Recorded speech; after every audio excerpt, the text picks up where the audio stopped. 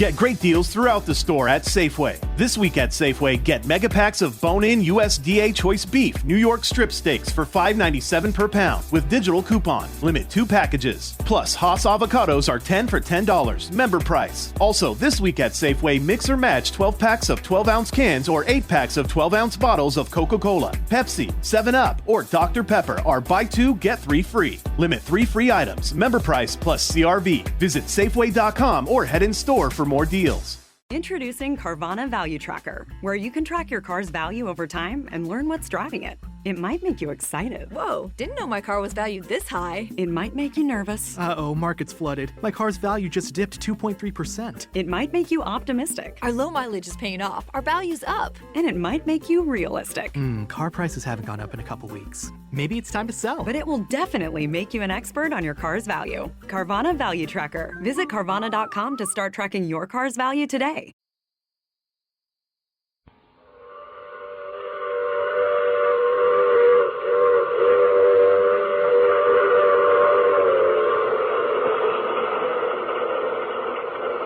The Mutual Broadcasting System presents The Mysterious Traveler, reproduced and directed by Robert A. Arthur and David Coon, starring 2 of radio's foremost personalities, Wendell and in Christmas Story.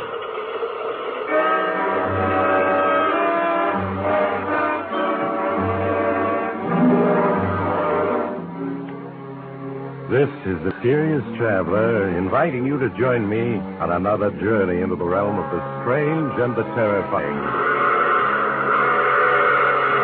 I hope you will enjoy the trip, and it will thrill you a little and chill you a little. So settle back, get a good grip on your nerves, and be comfortable if you can. It's the tale of an enterprising young man. It's a drama I call Christmas Story.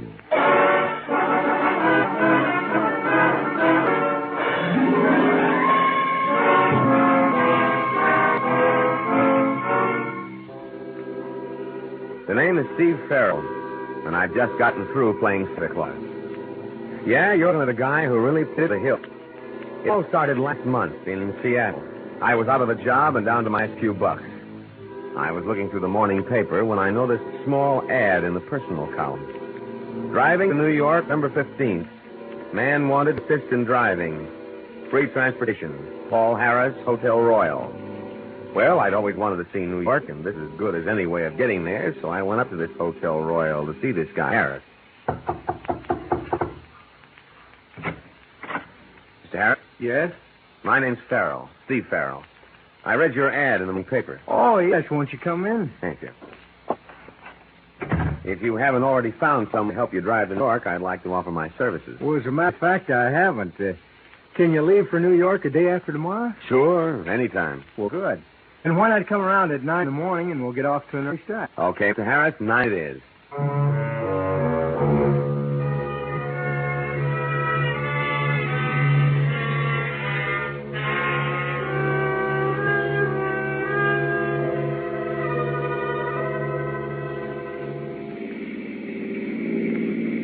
You know when you're tired driving, Mr. Harris, and I'll take over. Thanks, you will.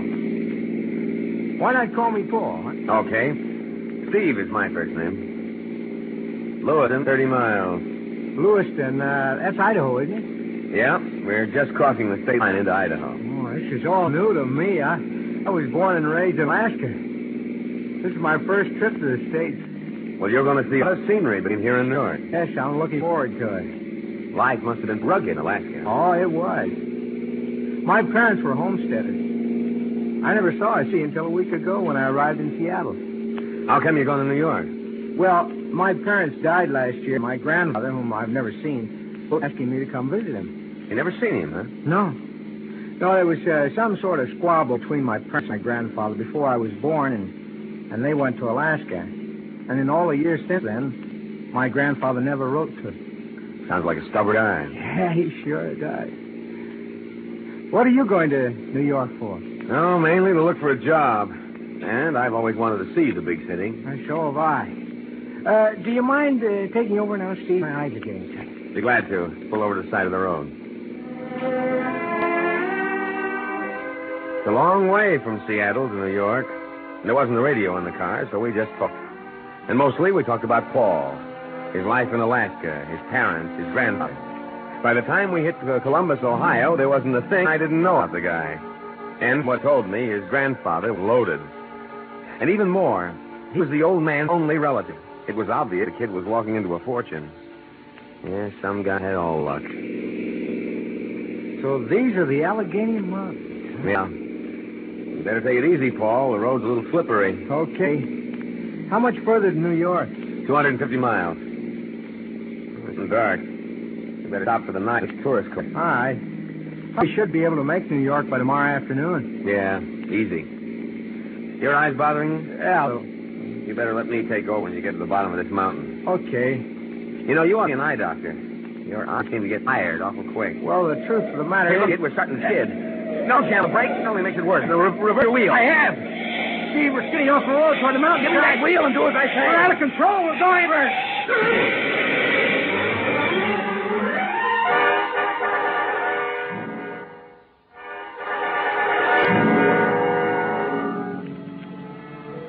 When I regained consciousness, I was lying a few feet from the car. We'd rolled 300 feet down the side of the mountain, and the car was completely wrecked. I crawled and felt for broken bones. Other than a bad gash on my head and a mass of bruises, I was okay. I limped the few feet to the overturned car, and then Paul was still behind the wheel. Even before I reached for his pulse, I had a feeling he was dead. Paul's luck had run out. He'd never see all that dough that was waiting for him in New York. Yeah, it was then that it came to me. I hadn't wished the guy dead, but now that he was, and nobody in the States knew Paul or what he looked like, and on the other hand, I knew everything about him, well, it was a gamble, all right, but there was a fortune in the kitty.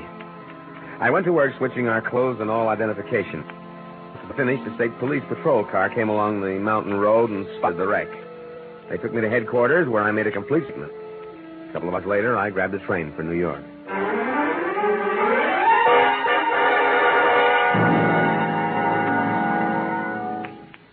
Well, I'm George Marlowe, your grandfather. How do you do, Mr. Marlowe?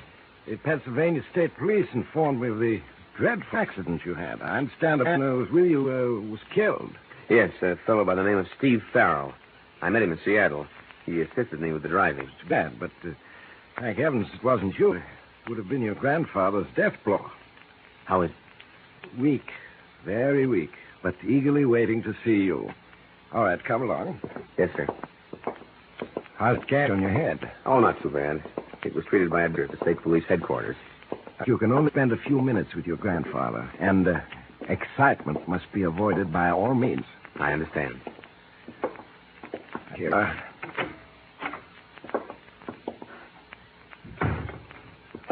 How is he, Joan? He's much better this afternoon. Joan, this is Harris. Paul Joan Dietrich, your grandfather's nurse. How do you do? Hello. Paul. Is that you, Paul? Yes, sir. Come here. Where I can see you. Miss Grantley. So, you're Paul, my grandson. Yes, sir.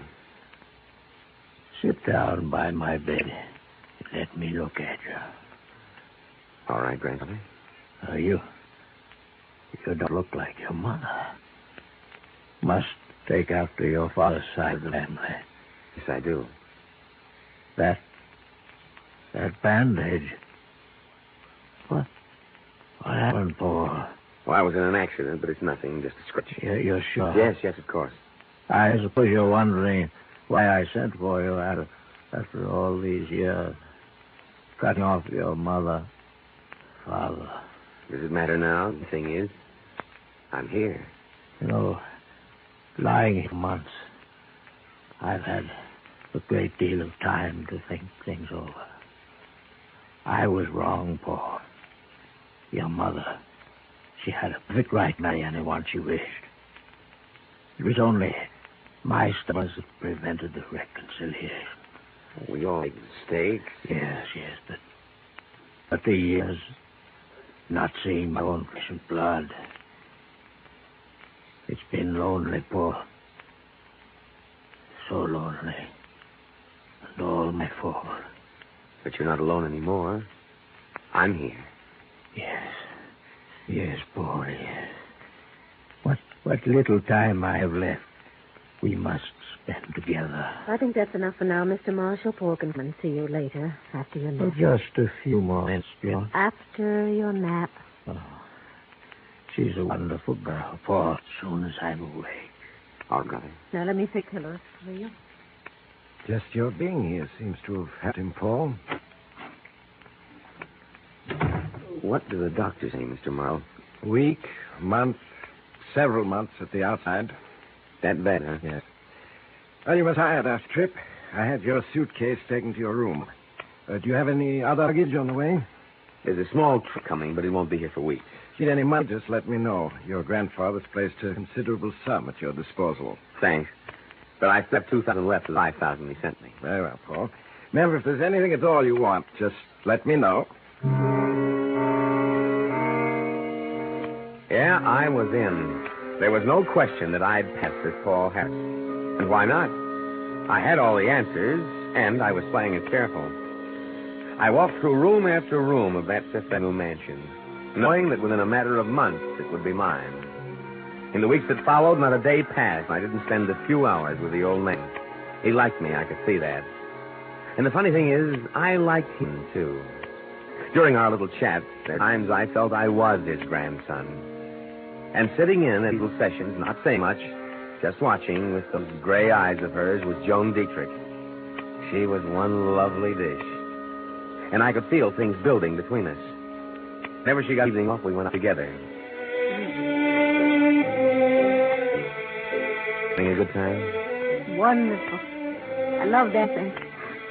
Why, Mr. Harris, what are we doing out on the terrace? The museum air. Too many people in there. You know, if you don't make a pass at me soon, I'm going to get discouraged. Ours is a short acquaintance. 3 weeks. What's the time to do with it? The day I walked in Grandfather's room, first thing, you knew this moment would come. Oh, stop. I feel the same way, baby. So I was flying. Love me? You know I do. By the tears. Oh, I do. I want to believe in you. I've been so confused. About what? Go on. I want to hear. Are you really Paul Harris? What makes you ask that? In your talks with Mr. Marshall, several things you said seemed strange. Such as? Well, your grandfather spoke of a restaurant in San Francisco, and you said he knew it. Yet if you are Paul Harris, how could you not? Paul Harris has never been to San Francisco. I might have taken in San Francisco on the way to New York, you know. What else about you? You mentioned the television show you seen 6 months ago. There is no television in Alaska. If you're Paul Harris, could you have seen it? People up in Alaska see kinescopes of television shows, baby. They show like movies. Darling, just tell me I'm wrong. That's all I want to hear. I wish I could tell you I'm Paul Harris. But I'm not. You're not? No. The name is Farrell. Steve Farrell. Steve Farrell? Wasn't that the fellow that was killed in that... It was Paul Harris who was old. You changed identity. Yes. Oh, how could you? How could you? I was tired of being broke. Of going from one lousy job to another. I saw a chance to grab a fortune. And took it. What are you going to do? I should go to the police. I can't. Mr. Marshall thinks you're his grandson. He's extremely fond of you. If the truth were to come out, I'd kill him. Is that the only reason you can't go to the police? Oh, Steve, what are we going to do? Nothing. Nothing. That's right. I'm going on being Paul Harris until the old man dies. Then I'm taking the estate. You can't, Steve. You can't. Why not? While the old man's alive, I'm making him happy. If I get his estate when he dies, who loses by it? As though he has other relatives, why shouldn't I get it? Oh, it's wrong, Steve. It's wrong. It's wrong only if you're caught, baby. Only if you're caught.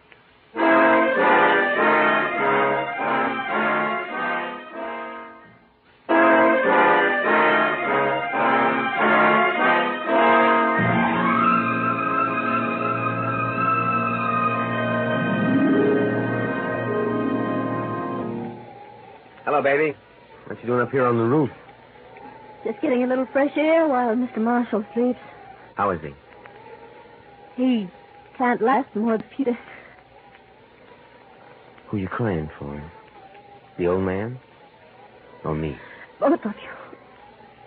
Oh, Steve, ever since the other night when you told me I haven't been able to give anything else. It's wrong, Steve. It's so wrong. Who am I hurting if I get the estate? I deserve it if anyone does. At least I'm making the old man happy in his house. What is your course?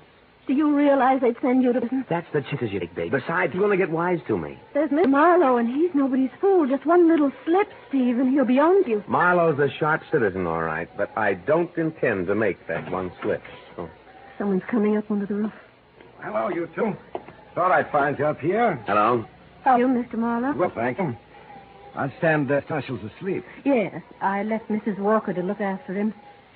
He should be awake soon. Maybe we better go down. My father asked... Oh. What's the matter? Something in your eye, Paul? Yes, it's a cinder. What eye, huh? Yes. But stop rubbing it. Your handkerchief over it. That's it. Stings like the devil. Go on and sit in a chair, and I'll try to take it out for you. You want me to assist you to the chair? No, I can still walk.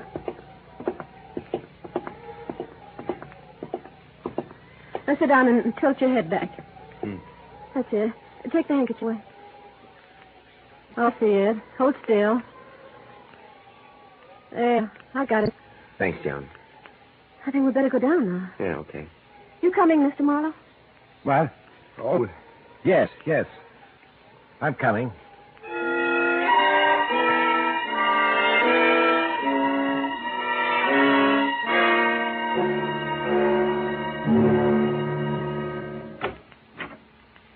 Mrs. Walker said that Mr. Marshall was sleeping. She looked in on him a few minutes ago. Seems he's still sleeping. Probably better leave and wait until he wakes. No. I'm going to wake him. It's time for his medicine. Mr. Marshall? Mr. Marshall? Time for your medicine. Mr. Marshall? What is it, Joan? There's no pulse. Are you sure? Yes. He's... Well, at least the end came peacefully. He died in his... Joe took the old man's death hard, and I felt pretty upset myself, even with all the dough waiting. As for Marlowe, he was his usual efficient self, looking after all the details of the funeral. Maybe it was the tension I was under, but Marlowe seemed changed to me. He wasn't so friendly. And sometimes I turned to find him watching me, giving me the cold eye. I couldn't be sure whether it was my imagination or not. After we got back from the funeral, I was in my room when there was a knock on the door. Come in. Oh, hello, Joan. Come in. Mr. Moe's downstairs in the library. Wants to see you. Close the door. Anything wrong? Empty. Whose trunk is that you're going through? It arrived this morning while we were at the Say it's wrong. I've just been going through some of Paul's papers. I knew, of course, that he's fourth in the draft, but I knew why. What are you trying to tell me? Paul was 4F in the draft because he was blind in the right eye. Blind in the right eye? That's why I've been getting the cold shoulder from Marlowe these past days, ever since the afternoon we were on the roof. I don't understand. Somehow Marlowe knew Paul was blind in the right eye, and when I got that cinder in my left eye, I covered it with my handkerchief. You told me to walk across the roof to the chair, sit down. Oh, yes, I remember. At that point, Marlowe offered to lead me to the chair. Knowing you were blind in the right eye and had your left eye covered with a handkerchief. Yes. When I walked over to the chair without hesitation, that must have started thinking. Oh, Steve. Now, don't get panicky, baby. Marlowe can't be sure it's right. At the moment, he's suspicious. But it really investigates I'd you. have killed suspicion in his mind. Stop him from doing any... But how? I don't know yet. Now, come on, he's waiting for us in the library.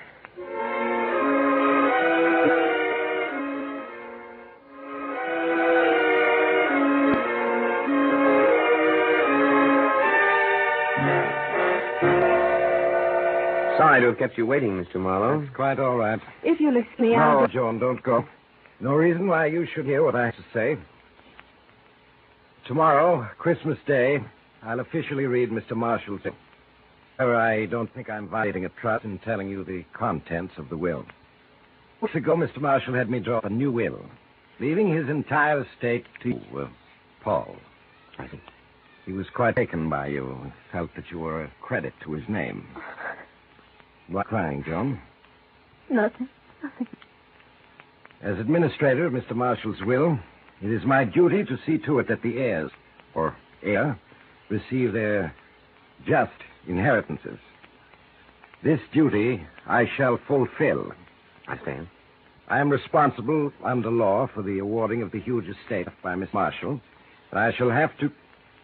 Is your eye troubling you? You've been doing nothing but rubbing it since you came into this room. Sorry, Mr. Marlowe. As you know, I'm blind in my right eye, and now and then my left eye feels quite strained. Particularly at a time like this. My grandfather's death, the funeral. You understand? Why, yes. Yes, of course. You were saying? What? Oh, it's an important moment. I'll be here tomorrow at 3 for the reading of the will. I'll see to it that all the servants are here. Very well. Good night, Joan. Paul? Good night, Mr. Marlowe. Good night. No, I didn't get to sleep that night. I just tossed and turned, trying to come up with an angle that would kill Marlowe's suspicions. Maybe that business of rubbing my eyes had satisfied him, but I had to make sure. It was a difference between being handed a prison and a prison sentence. This afternoon at 3 o'clock, the servants, Joan, Marlowe, and myself gathered in the library. The whole thing was over in an hour. The servants all congratulated me and left the library, leaving only the three of us there. I should like to offer a toast to Mr. Marshall's memory, if you'll permit. Of course. This was his favorite chef. Joan? Thank you.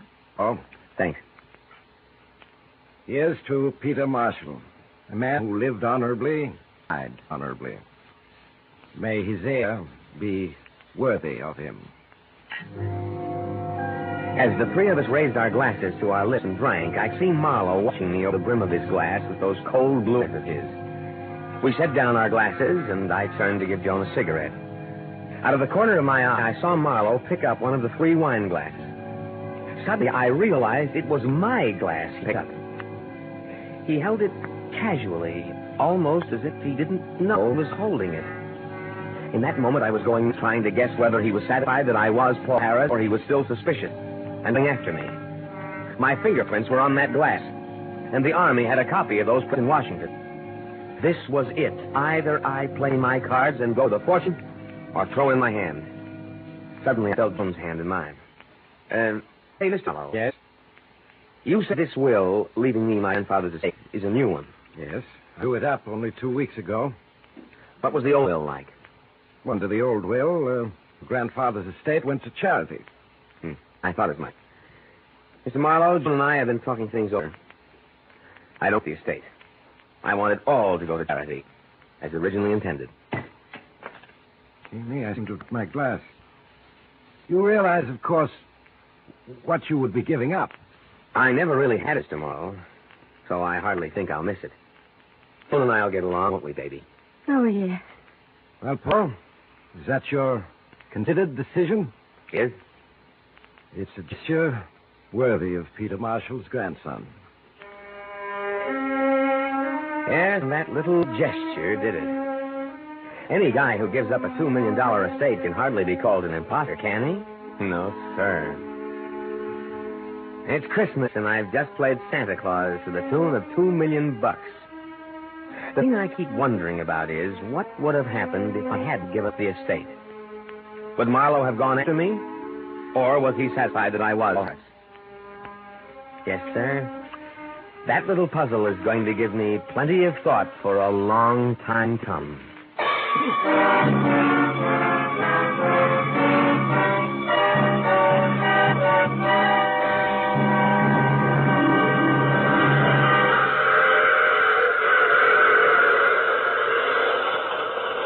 This is the mysterious traveler again. Did you enjoy our trip?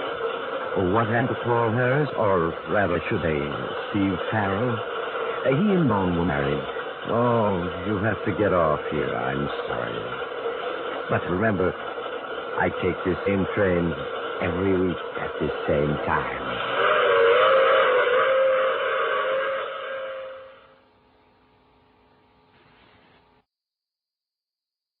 Judy was boring. Hello. Then Judy discovered ChumbaCasino.com. It's my little escape. Now Judy's the life of the party. Oh, baby, mama's bringing home the bacon. Whoa, take it easy, Judy. The Chumba life is for everybody. So go to ChumbaCasino.com and play over 100 casino-style games. Join today and play for free for your chance to redeem some serious prizes. ChumbaCasino.com.